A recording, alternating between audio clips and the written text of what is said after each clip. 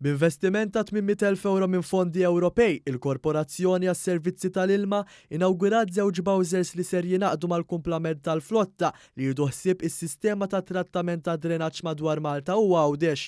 Dan l-investiment ser jassigura li s-sistema ta' trattament ta' drenaġġ f'pajjiżna tkun waħda ta' kwalità filwaqt li tassigura wkoll li l-kwalità tal-ilma f'Malta u f'Għawdex tibqa' waħda mill-ogħla fl-Unjoni Ewropea.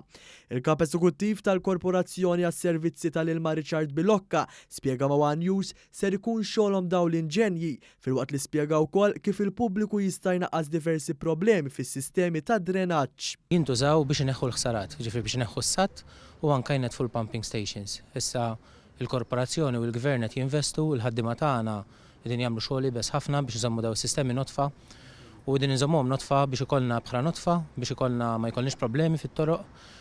In-nies jistgħu jgħinuna wkoll u jgħinuna billi ma jitfgħux affarijiet illi mhux suppost ikunu fi drenaġġ bħal wipes u bħal żjud. Min-naħa tiegħu il-Ministru għall-Maniġġjar tal-Ilma Michael Farrugia tenna kemm huwa importanti investiment bħal dan hekk kif ser itaffi mill-peace u diversi perikli li kellhom il-ħaddiema.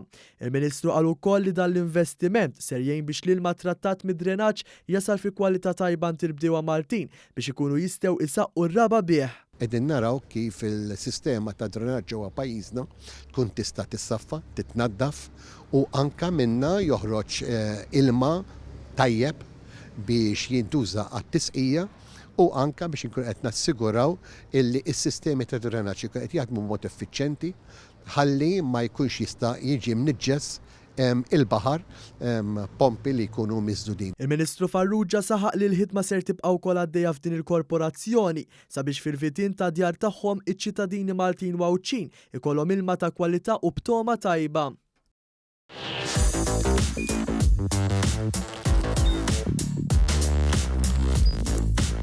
Idħol fuq one.com.mt u hemmhekk tista' tara l-programmi kollha li jxandru fuq One permezz ta' One Play.